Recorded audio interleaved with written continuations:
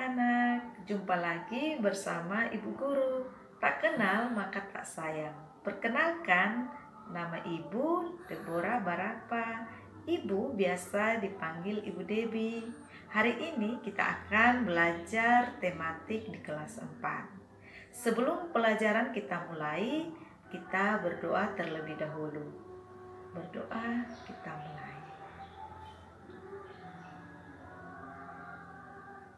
Selesai. Anak-anak, hari ini adalah hari yang spesial buat kalian, di mana anak-anak cukup belajar dari rumah. Walaupun anak-anak belajar dari rumah, Ibu tetap berharap semangat belajar dan jaga kesehatan. Hari ini kita akan belajar tema 1, indahnya kebersamaan, subtema 1, keberagaman budaya bangsaku, pembelajaran 1. Anak-anak tentu tahu bahwa Indonesia memiliki banyak suku bangsa, adat istiadat, rumah adat, dan agama.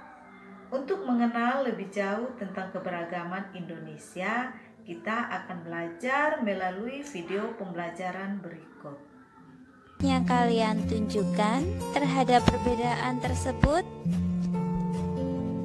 Berikut ini contoh sikap menghargai keberagaman. Ini kita akan belajar materi kelas 4, tema 1, indahnya kebersamaan, subtema 1, keberagaman budaya bangsaku, pembelajaran 1. Indonesia terdiri atas berbagai macam suku bangsa dan budaya, namun tetap dalam satu wadah NKRI. Keberagaman tersebut merupakan anugerah dari Tuhan Yang Maha Esa yang wajib kita syukuri. Kita lanjut teks pawai budaya. Pawai budaya sangat menarik bagi warga Kampung Babakan. Pawai ini selalu menampilkan keragaman budaya Indonesia. Udin dan teman-teman tidak pernah bosan menanti rombongan pawai lewat. Tahun ini mereka datang ke alun-alun untuk melihat pawai tersebut. Kakek Udin pun terlihat sabar menanti. Terdengar suara gendang yang menandakan rombongan pawai semakin dekat. Apa yang dibicarakan pada paragraf pertama?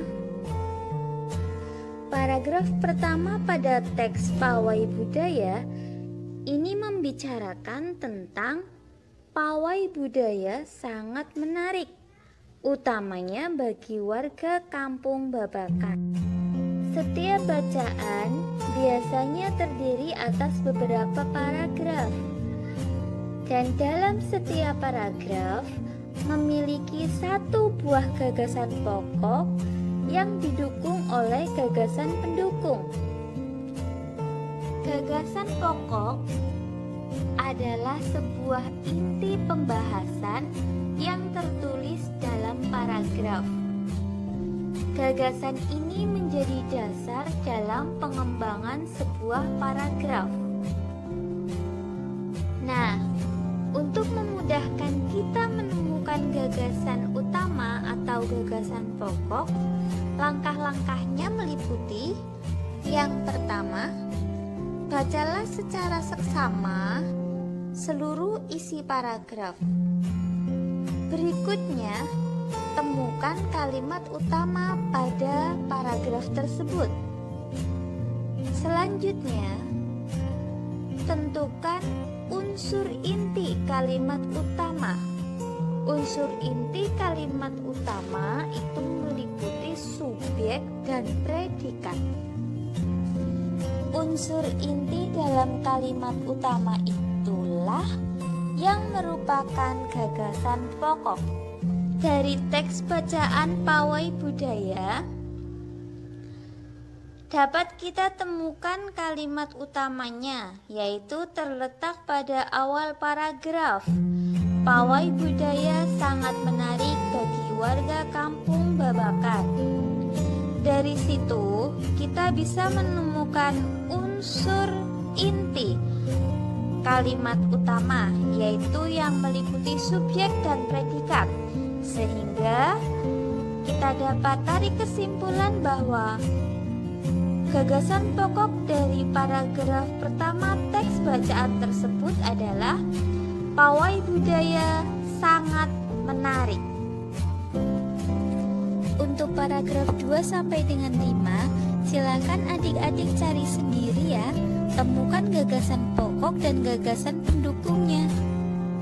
Indonesia merupakan negara yang kaya akan keberagaman. Keberagaman tersebut meliputi keberagaman agama, budaya, bahasa daerah, makanan khas daerah, dan lain sebagainya. Sebagai contoh, Aji dan Cindai berasal dari Yogyakarta. Rumah adat daerah Aji dan Cindai yaitu joglo.